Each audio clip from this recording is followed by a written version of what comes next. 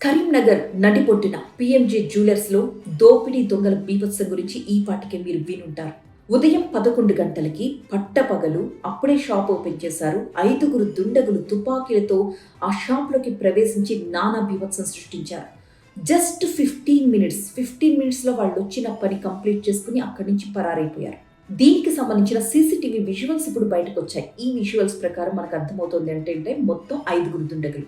వచ్చిన వాళ్ళు ఒక్కడు తప్ప మిగతా 4 కూడా ఎలాంటి మాస్కులు ధరించలేదు. వాళ్ళందరూ తెలుగు, హిందీ భాషలో మాట్లాడారట. ఒక వ్యక్తి ముందు లోపలికి వెళ్ళి అప్పుడే షాప్ ఓపెన్ చేశారు. డిస్ప్లే బోర్డులో అన్ని బంగారు నగలు, వెండి సామాన్లు అన్ని సర్దుతూ ఉన్నారు సిబ్బంది. ఒక వ్యక్తి లోపలికి వెళ్ళాడు, గోల్డ్ చైన్స్ చూపించమని అడిగాడు. చూపించమంటారా సార్ అని చెప్పి అక్కడున్న సిబ్బంది మేనేజర్ వైపు చూశాడు.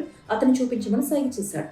అతను ఇలా బయటకు తీసి డిస్ప్లే బోర్డులోంచి పెట్టాడో లేదో వెంటనే బయట నుంచి 4 వ్యక్తులు తుపాకీలతో లోపలికి వచ్చేసారు. ఒక్కసారి హడావుడి చేసేసారు. అక్కడున్న మహిళా సిబ్బందిని, మిగతా సేల్స్మెన్స్ ని కంగారు పెట్టి మోకాళ్ళ మీద కూర్చోపెట్టి దోపిడీ చేసే ప్రయత్నం చేశారు. కానీ అక్కడున్న మేనేజర్ మాత్రం అడ్డుకునే ప్రయత్నం చేశాడు. ఆ హడావిడిలోనే వాళ్ళు కాల్పులు జరిపారు. 4 రౌండ్ల కాల్పులు.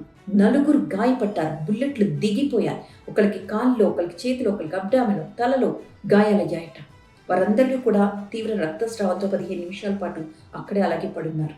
11 గంటలకి ఘటన జరిగితే 11 గంటల 20 నిమిషాల కల్లా పోలీసులు అక్కడికి చేరుకున్నారు.